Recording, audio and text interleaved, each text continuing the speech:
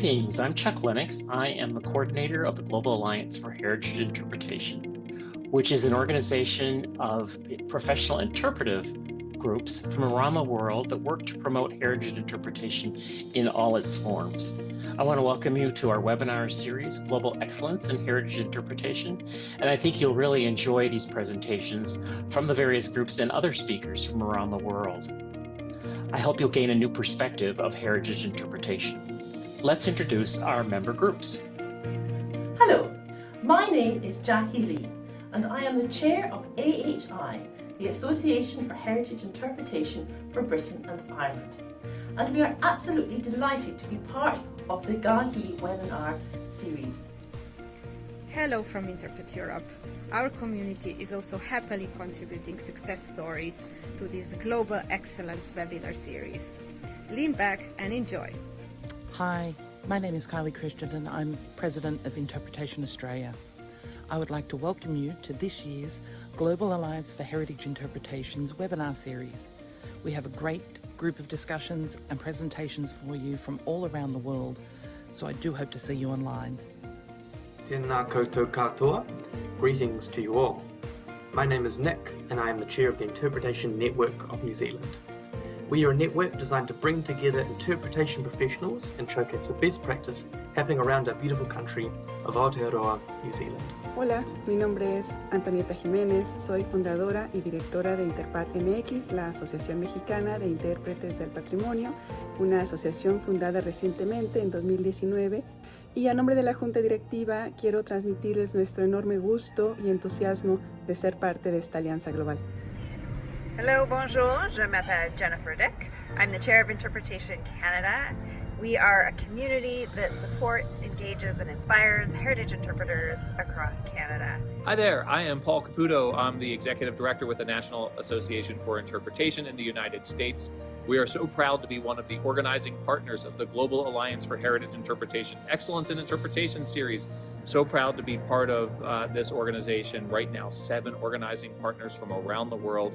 Thank you all for being part of such an inspiring and amazing profession. Hi, I'm Tracy Gage, Executive Director of the Interpretive Guides Association, which is a Canadian-based interpretive guide training and certification organization, presently representing close to 2,000 certified members who work as interpretive guides, as educators, and as outdoor leaders internationally. We're proud to be part of the Global Alliance of Heritage Interpretation's family of professionals, and we're excited to explore the world of interpretation with you.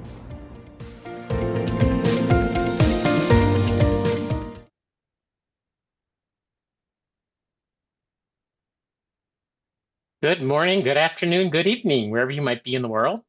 Again, my name is Chuck Lennox with the Global Alliance for Heritage Interpretation.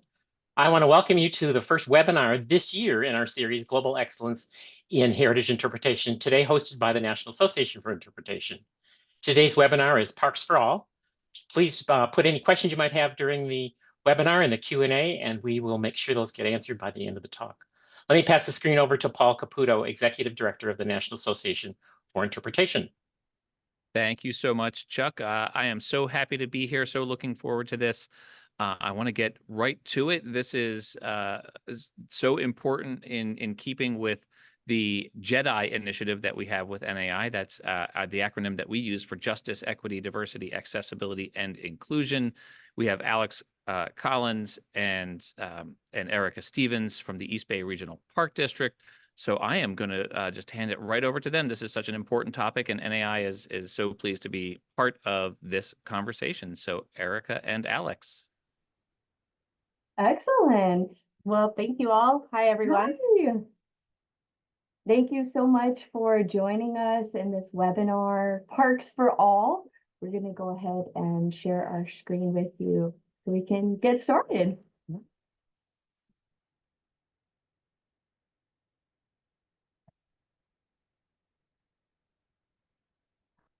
Okay. So, you all see that okay? Yes, Looks good.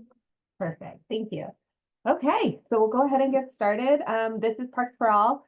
We are, my name is Alex Collins. I've worked in summer camps and residential environmental education on both coasts since about 2008. And since 2019, I've been a naturalist at Del Valle Regional Park, one of the parks as part of the East Bay Regional Park District, and am part of the East Bay Park's newest visitor center team. In that role, I develop exhibits and programs for well-known and very popular parks. Awesome. And my name is, again, Erica Stevens. It's such a pleasure to be presenting with Alex today. A little bit about myself. I spent over 10 years as an interpretive park ranger, mainly for the National Park Service, working in 8 different national parks from Denali all the way to the south in Zion.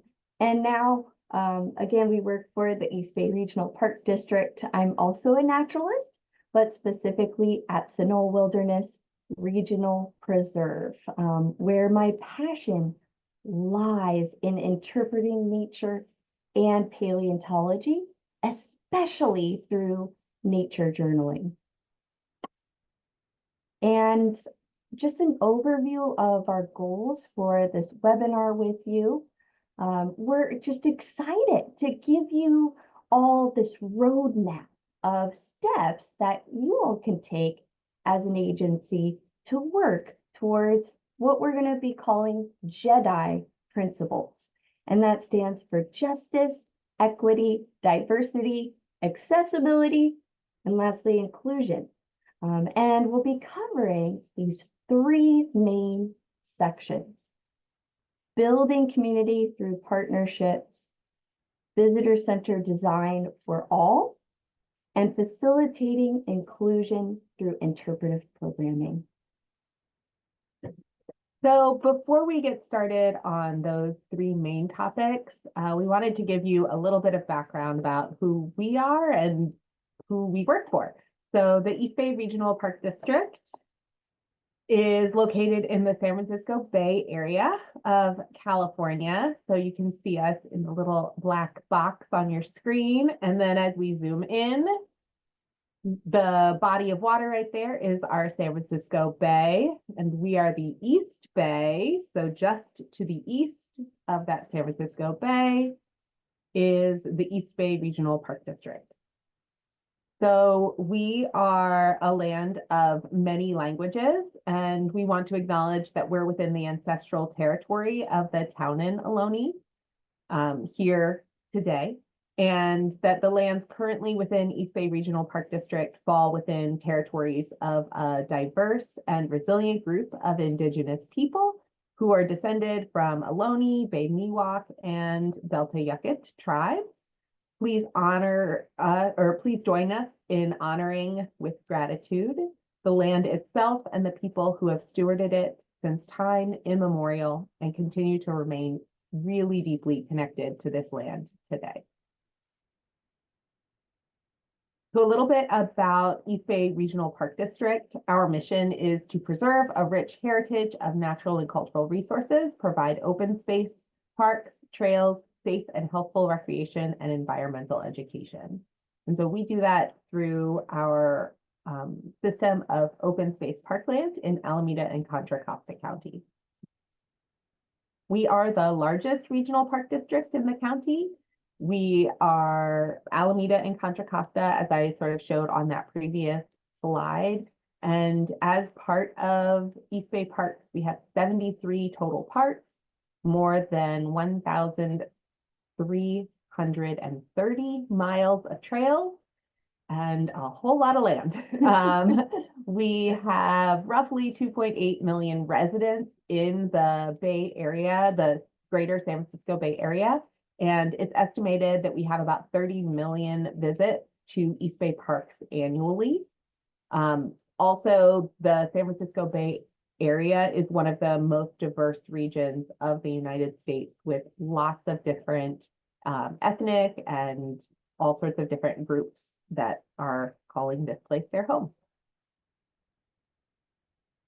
So because of that, our Interpretation and Recreation Department, INR, we have really been focused on trying to get additional training for almost the last 10 years. And so starting in 2015, our interpretation and recreation department had a cultural sensitivity awareness training from a partner. We've done authentic engagement training, equitable and inclusive park interpretation, trauma-informed care, different ways of doing facilitation, inclusive interpretation, and we have continuous relationships with our local Ohlone Indigenous tribes to do contract and consultations and additional trainings through them. So one of the things that we have here is all of this training, which is fantastic, but more than training, you have to do the work. And so one of the things that the pandemic gave our district was the opportunity to spend a little bit of time doing some of the research that you need in order to look for some of those stories that are not as common. As it's commonly said, history is written by the victors. And so looking at who else is included in those stories is important. So one of the things that was done is a lot of our naturalists got a chance to do a little bit of deep dives into their park's history and say, okay, but who else was using this land? So here's one of our naturalists, Ashley, doing a presentation on the Chinese miner experience out of Black Diamond Mines Regional Preserve. This is from the Ohlone Gathering, and that is a program where Coyote Hills Regional Park brings together an opportunity for lots of different Ohlone and Indigenous communities to come together and for people to learn about those cultures, but also for them to have a time to meet and sort of have that open conversation between different groups. We also have interpretive panels created. This one is about a Japanese tea house that is no longer standing, and then sort of thinking about, well, why? Why is it no longer standing? And why was this not seen as important of a building to maintain as some of the other buildings on site? And so looking at that historical side of things. One of our newest parks that will be moving into eventual opening for not just exploration and trails, but also to eventually have a visitor center is the Thurgood Marshall, home of the Port Chicago 50, which is a really interesting history situation, but it's its own presentation in just itself. So we're going to move past it. But we also want to recognize that a lot of this would not be possible without support of our board of directors. And so in 2020, the board of directors created this resolution. A lot of it was in the wake of the George Floyd situation and some of the things that came out of that. And so the resolution denouncing racism and standing in solidarity with Black people and all people of color. All right, and our next section here, we're going to move into talking about community building and partnerships, because as a district, we've really come together to create meaningful partnerships with so many different outside organizations. And, you know, our goal is to truly create this safe and welcoming park environment for everyone to enjoy.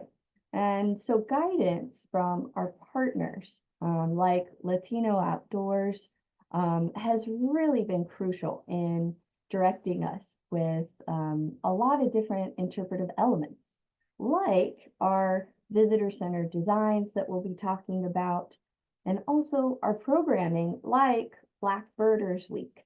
And that we'll be talking about a bit more as well. But it's really been a collaborative effort with Black Birders Week with about 9 different partner groups that we work with. And I'm excited to talk to you more about that a bit later. So a few examples of some other partners and programs that we do. This is showing our Richmond Rangers, the program there, and Pride in the Park, as well, a guided hike in Tilden Regional Park that we offered, as well as work with Yes, Nature to Neighborhoods partnership. And lastly, our partnership with FORP, the Bay Area, or the Bay Area Outreach Recreation Program.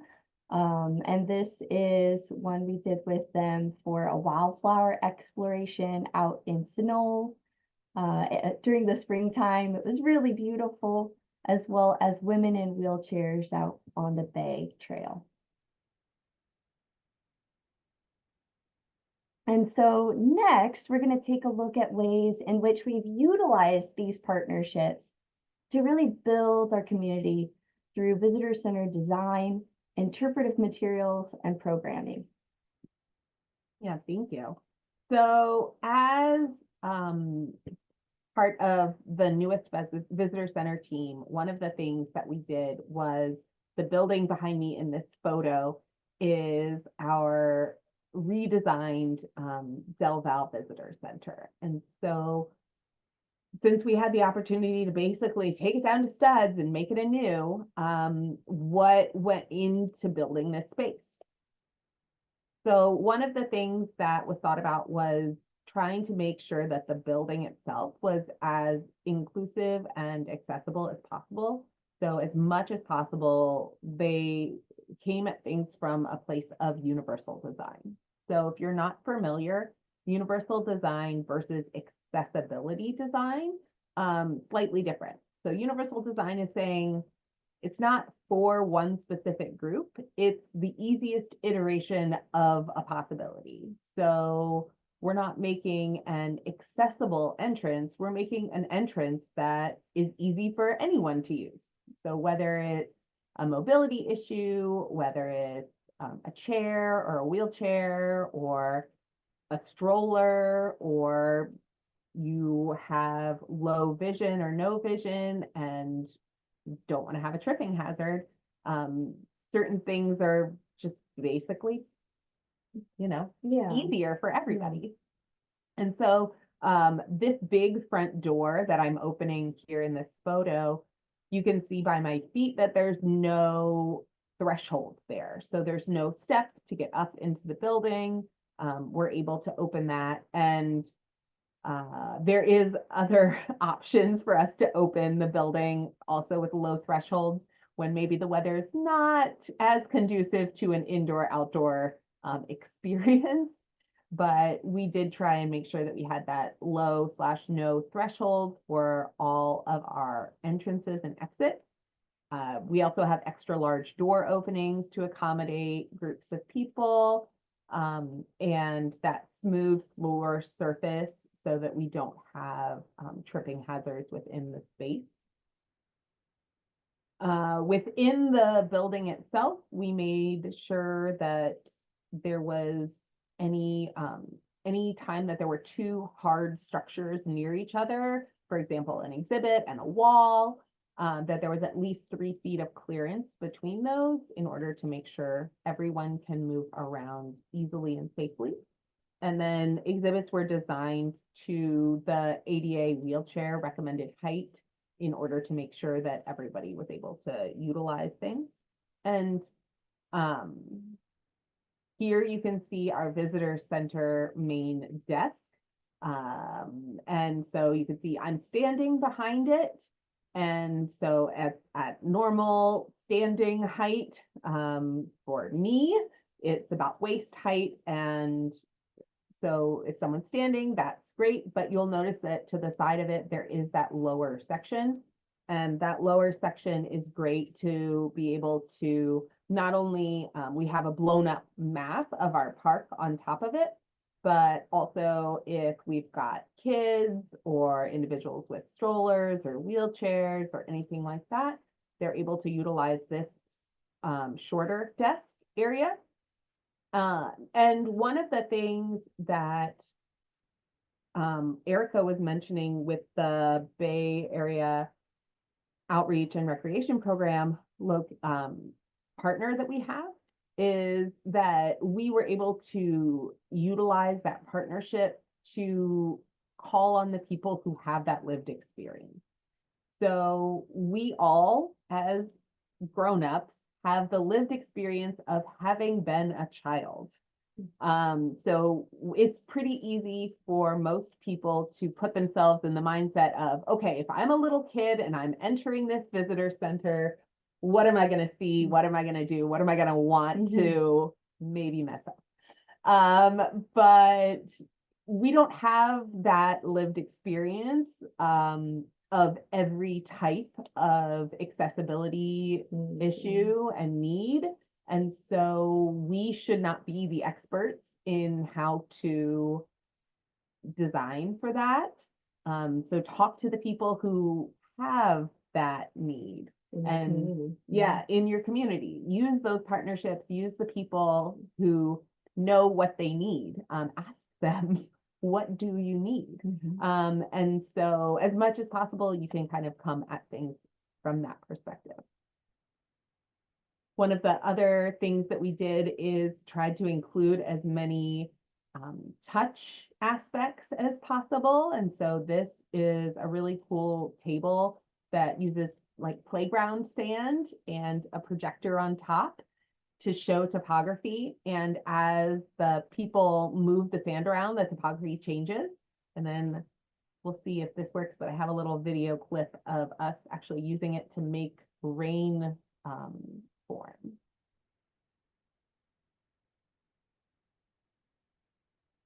So you can see that dark blue showing up, and then you'll see how rain moves through a system.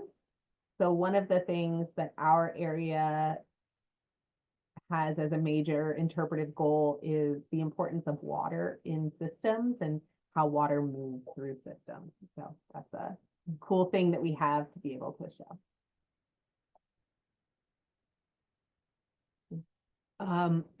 Also, as all of our visitor centers are going through the process of being redone, all of our new visitor centers are added and being made with bilingual interpretive panels. And those include land acknowledgement sections. And so here are a couple of photos from one of our visitor centers from Sinol, where Erica works. And so you can see that on the welcome panel, the very first thing that when people arrive is that initial welcome, and we are in the place of the town in Ohlone, a Chochenyo speaking people. And so we're starting right from the beginning that this is who we are and this is what we do. You'll also notice that our exhibits are in both English and Spanish, which is probably the most common secondary language in the Bay Area. While the exhibits themselves are bilingual, that doesn't include every user. And so after the exhibits were pretty close to done before we opened, Erica ended up collaborating a lot with Lighthouse for the Blind and Visually Impaired and worked to create some large print exhibits. And we got the text for our exhibit and visitor center all translated into Braille as well. So all of our text is available for people to just pick up at our main desk, either in large print or as a Braille brochure. It flows from room to room, broken up in sections, and yeah, ended up being a lot easier than we thought it was going to be to get. Once you have all of your text in one document, not that bad to get it translated. We also created audio guides, if that would be easier for people to use. And so we have these audio guides that read out all of the text, and then we also have photo descriptions and reading of the photos. So see if that goes through as well. Photo. Black and white photo of a wooden farmhouse with prominent stone fireplace. People stand inside of the house and large hills and trees are visible in the background. Caption. The Crosby family home in the hills. Yeah, so you can hear me reading and describing this photo. So we were able to do that using some recording equipment and make that in-house rather than having a contractor do the recordings. We do have contractors for our additional languages recordings, though. And then many of these considerations and things are only possible due to the partnerships that we had and suggestions that those partners were making. These materials themselves were all great additions to visitor centers, but we're going to talk a little bit more about some of the ways that we've expanded our interpretive programming. But like I said at the beginning, we were all children, but we don't all have all accessibility challenges. So ask the people who do. Yeah, thank you so much. And yeah, this is just a really great quote that we like from Birdability. And if you haven't visited their website, I definitely encourage you to check that out later on. But yeah, let's see here. So we're moving into our last section here of our webinar, Facilitating Inclusion Through Interpretive Programming. So I encourage you to just think to yourself for a moment, what does it mean to be inclusive?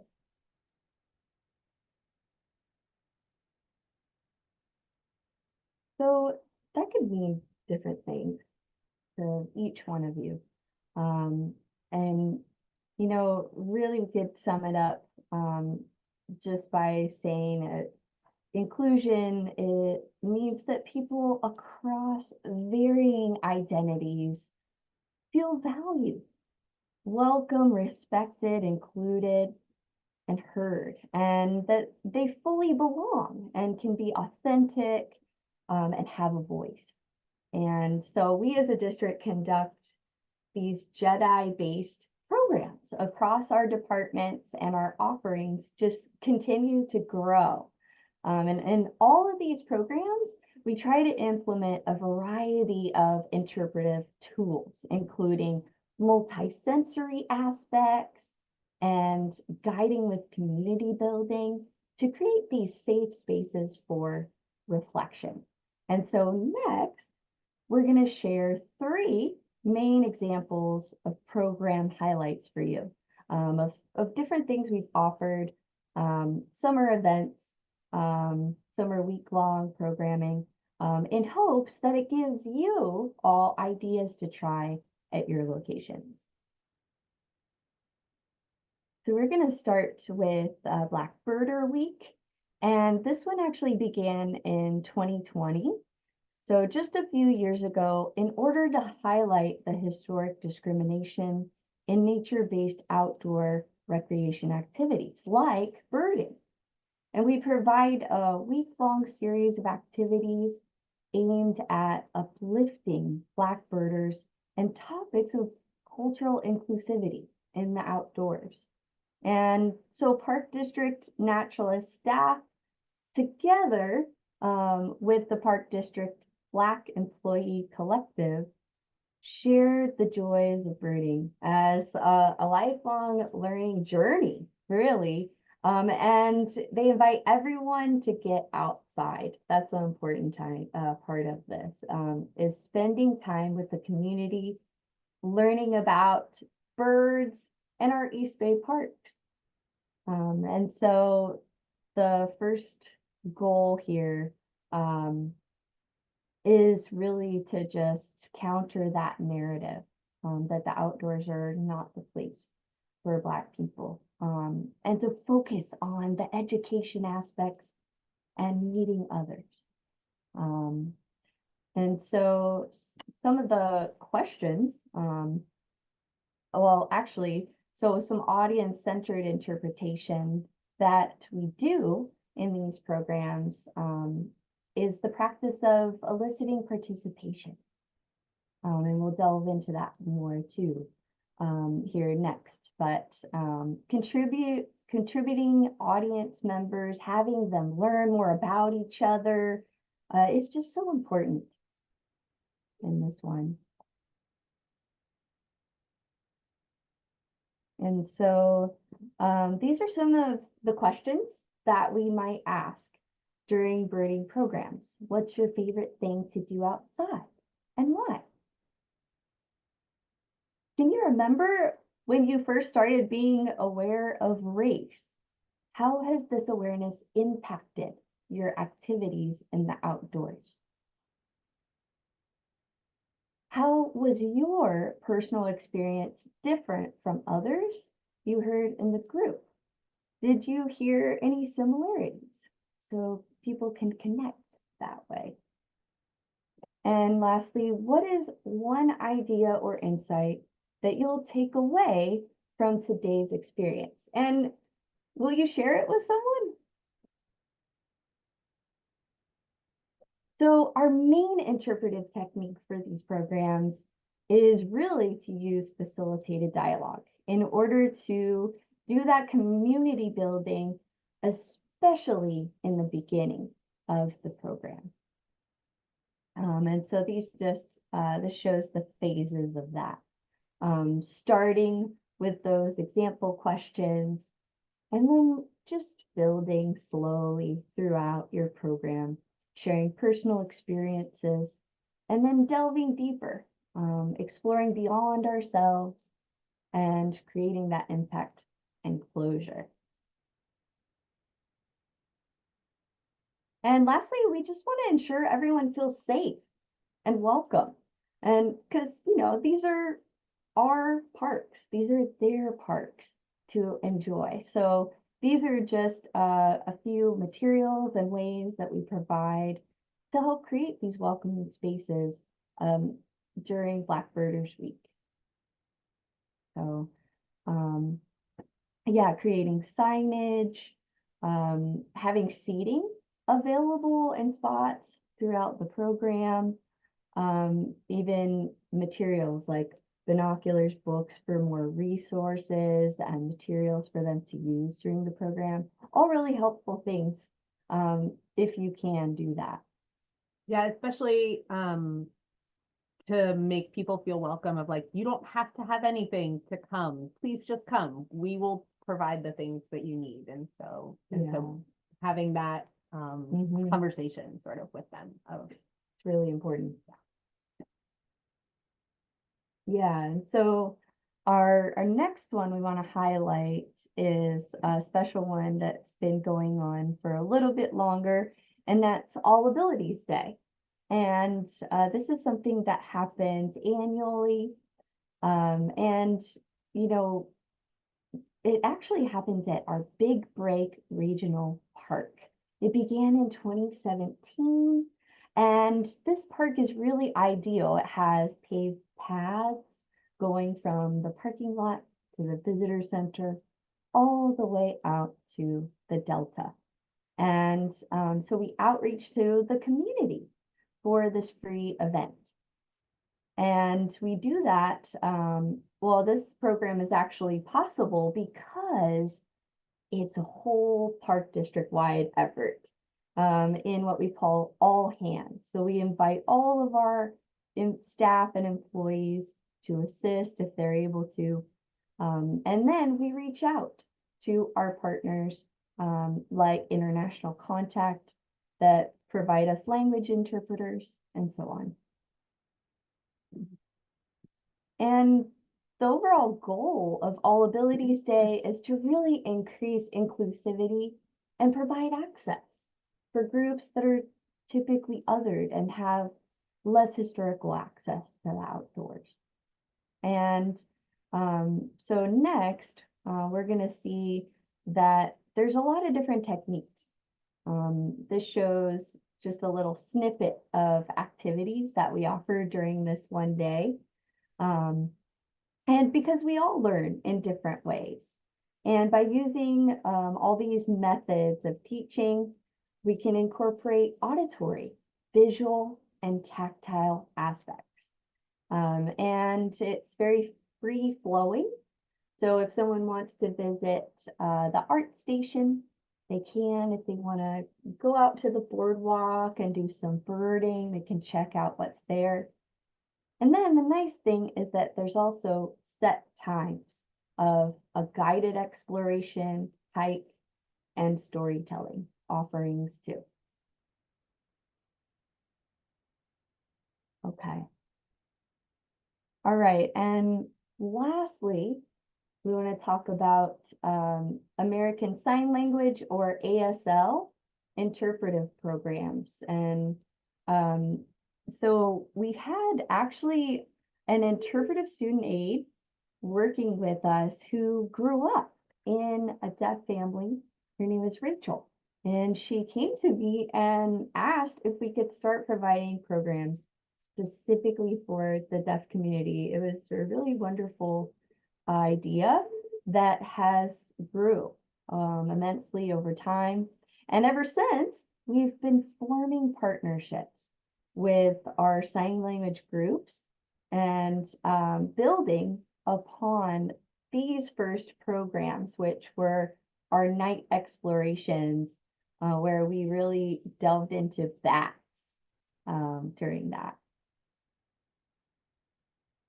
And so last year, I received a grant from our Regional Parks Foundation for American Sign Language interpretive programming to get interpreters for both virtual and in-person programs. And so our goals are really just to provide this hands-on sensory experience. And we have, honestly, we're so lucky to have the Regional Parks Foundation, especially to provide these opportunities for folks.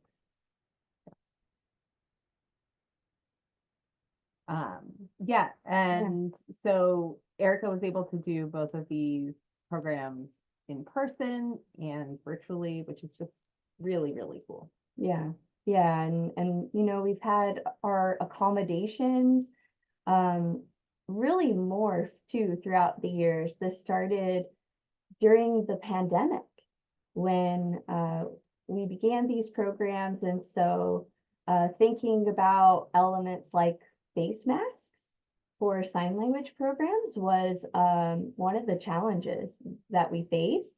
And Rachel's family actually came up with wearing clear masks. They actually make those where you can see through, still see people's facial expressions. Wearing one in the previous slide. Oh yeah, that's right.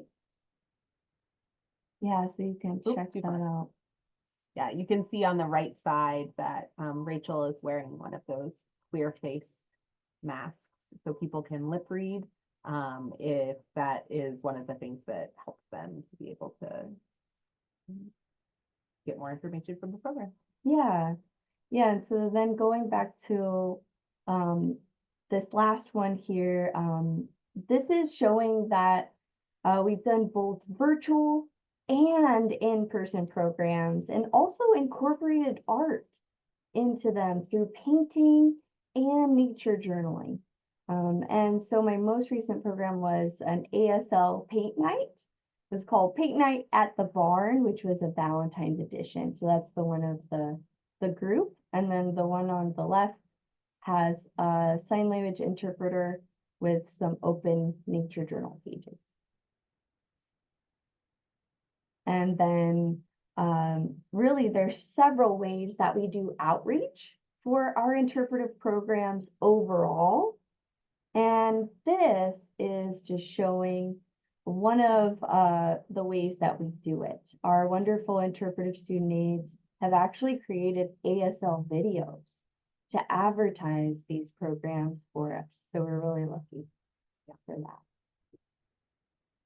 And so, you know, we really could not have done this, any of these really special and unique programs without our partners and the whole district's help.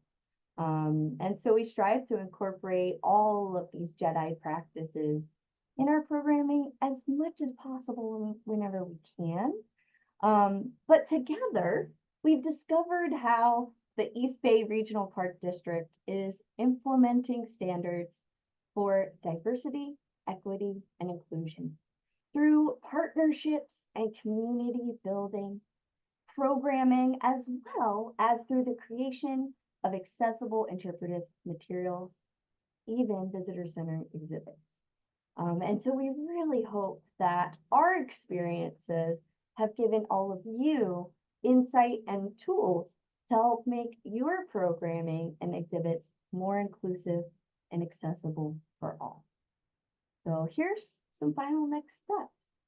Yeah, so before we go into our final next steps, I do just want to mention that we have so the 3 programs that we highlighted really focused on some of the partnerships that we were able to do, but I do just want to highlight the fact that not every program happens through partnership, and that we do have some amazing staff who are just as passionate about this and who design programs and use their own knowledge and resources to create programs. So these are just a couple of the ones that we put up on screen. So we've got a Dios de la Muertes, we have another birding program, and guided hike, and then the 2 young girls on the right were doing a Spanish program. Cafecitos with the pajaritos. Yes, yes, I love it. I love it. And so one of our naturalists is bilingual and comes from that community, and so is really cool. happy to sort of do that aspect and lead that program. Yeah, awesome. So like Erica was mentioning, some of those next steps. So our park district has formed these Jedi work groups to kind of design some best practices. We've got the training, but now what? So looking at within our department, what are some of the good best practices moving forward? So both Erica and I are part of the work group that's working on incorporating those Jedi principles into designing exhibits and wayside panels. We've got another group that's working on best practices for in-person programming, and another one that's looking at how we're even collecting data, and they're doing that in partnership with one of the local universities. Yeah. Sure. Yeah.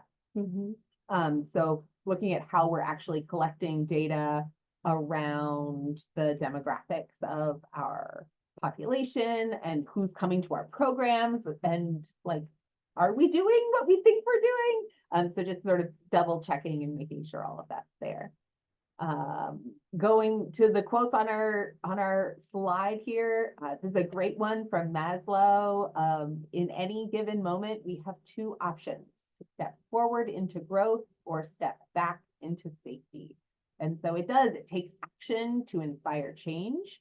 And we, as a park district, have been slowly chipping away at that action piece to get change done. We get it. We are also a government agency. And so Change takes a while sometimes, but as of this last year, we added another position to our general manager's sort of department. We have an equity officer, and he is going to be working on like looking at programs and activities to diversify our workforce and eliminate any systemic barriers to employment and promotion, and just make sure that this like equitable policies and best practices are all put into place for the park district. That's not to say that there wasn't any of that work happening before he came on board, but I do think that it's an important like put your money where your mouth is moment of we're going to have a position in the general manager's office who like this is their job to make sure that we are being as equitable as possible in that thing. We can also acknowledge that like this was not a thing that happened with no pushback. We did both sort of internally within our department, and then as our department sort of pushed a little bit to the district as a whole, there is a little bit of like, is that really what we're doing? Yeah, challenges. But change takes time and it has to start in order to happen. And so you can do this too. Yeah, don't let that deter you. Yeah, it's really important. Yeah, absolutely.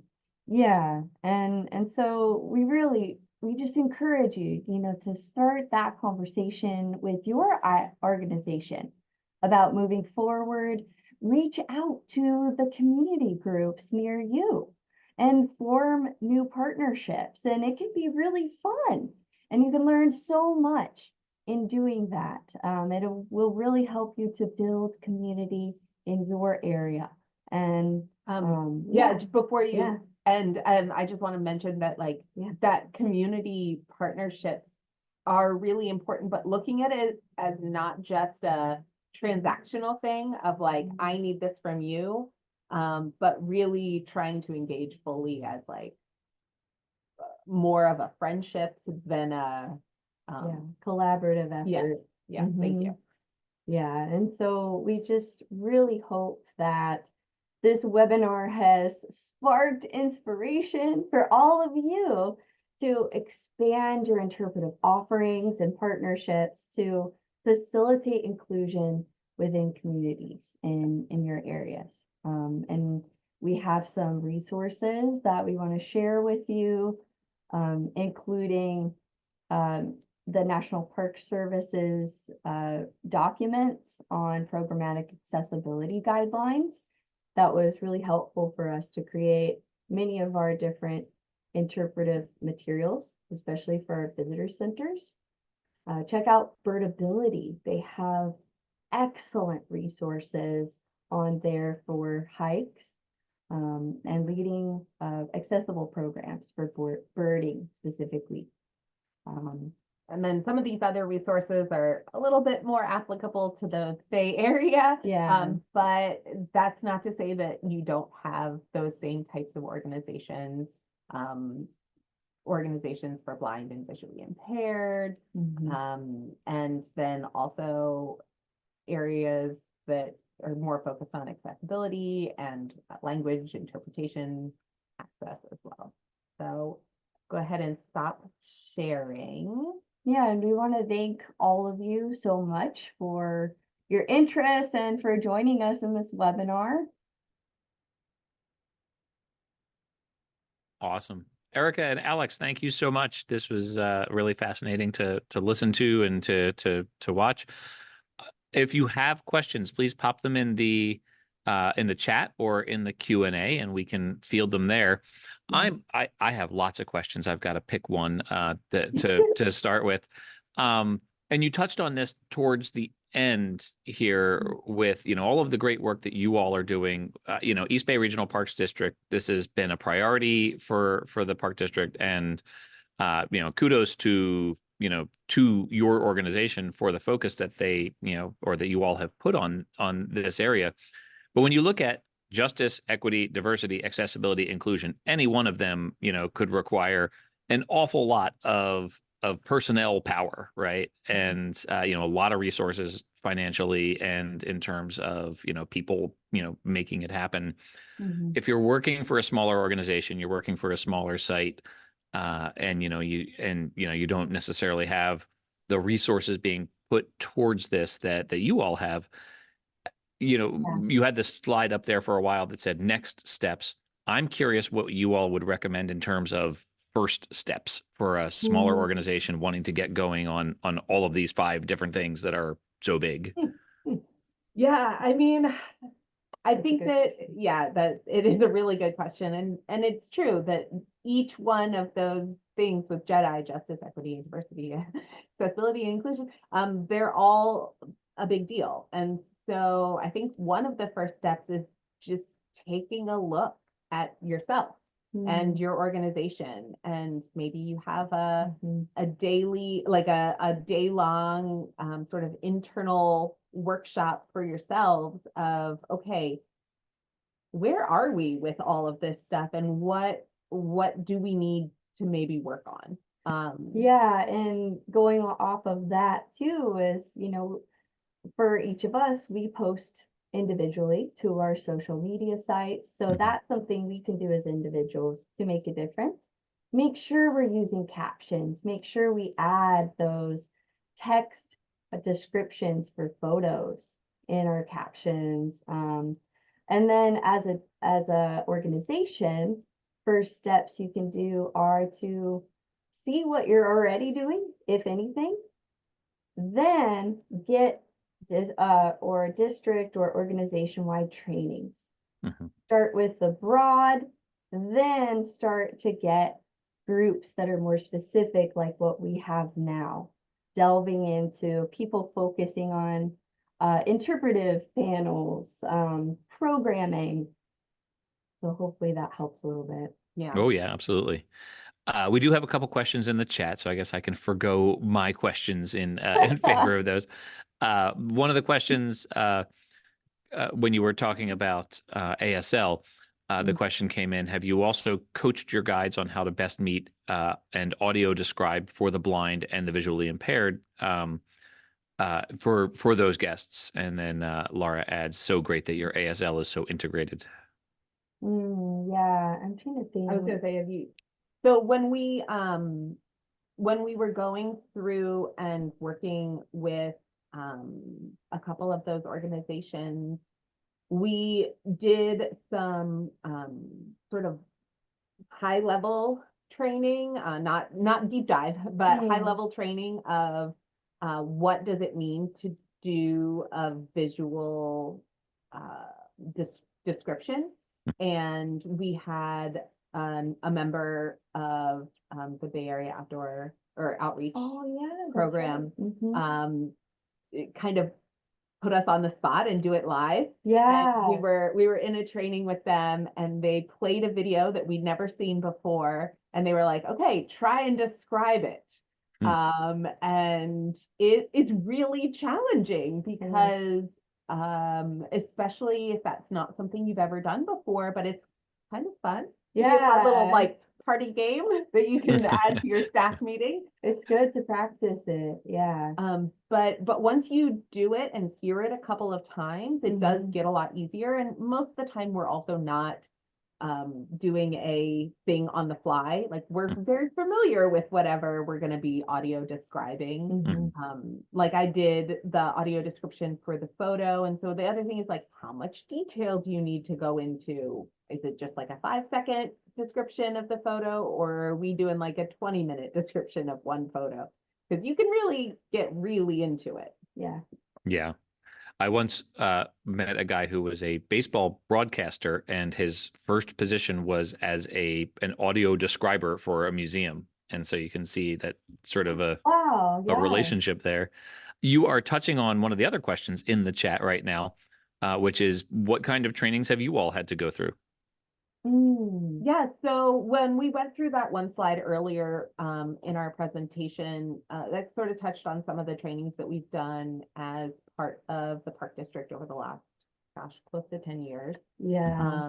And ironically, like, both Erica and I came in sort of in the middle of that. So some of those very first trainings, some of our coworkers have had, but we didn't receive firsthand. And so we're kind of like, okay, well, this is going to keep happening. People are going to move eventually. We're going to keep hiring new people. So how do we get this knowledge to become part of us and not just the person who received it? So yeah, and we're also, both of us are really grateful to, I think, have entered the park system when we did, because we both worked together on the projects that we just presented on. We came at such a pivotal time where the Del Valle Visitor Center was being fully developed, the exhibits we got to work on, and we really just sparked with these ideas.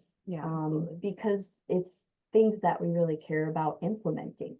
And then we actually from there got to inspire the rest of the district too. So but I'm like, did I actually answer that question? Yeah. So what kind of trainings do we go through? So some with the Bay Area Outreach and Recreation Program, so the BORC program.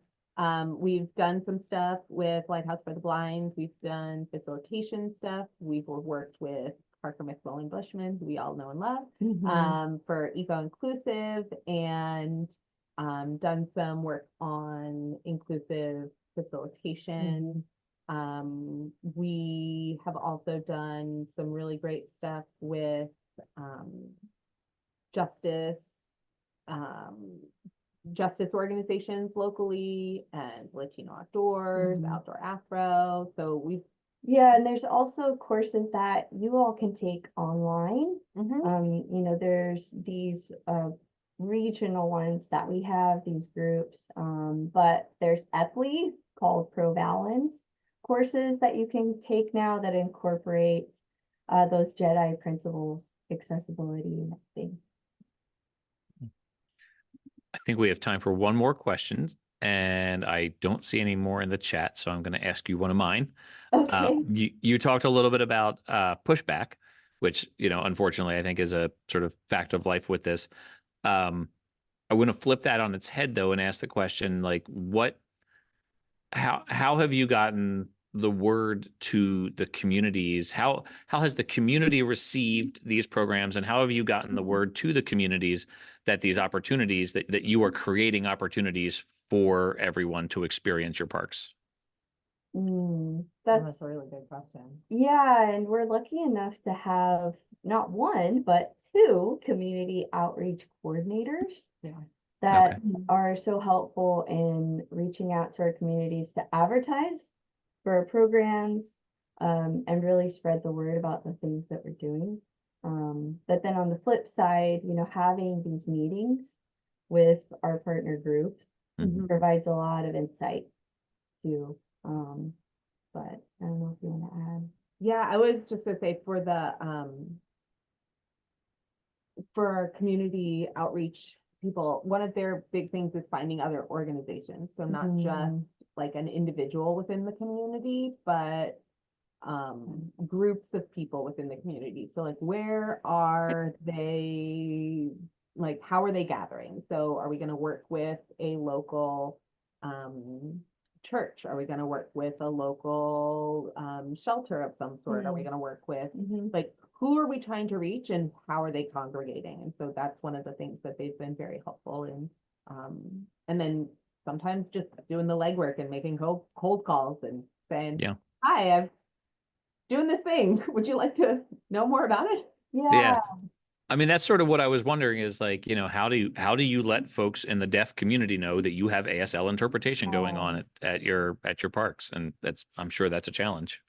Yeah, and it's really, we've been fortunate to have our interpretive student aides who have been fluent in sign language, so they can create those videos to advertise, where we can post it on social media, post it out into the community on their websites. We have schools, colleges for the deaf, and so we kind of just slowly spread that around. But I also just want to put out there that, we are so lucky to be in the Bay Area, have our Regional Parks Foundation and different ways of funding. But I encourage everybody to, not let that deter you either, because, you could start small, apply for grants within your state or community, and ask for donations too. So there's ways to do it. Well, it is officially the bottom of the hour. It is 12:30 here in Jacksonville, Florida. We're doing the site visit for NAI 2024, which will be in December in St. Augustine. I'm going to invite Chuck back on to see us out.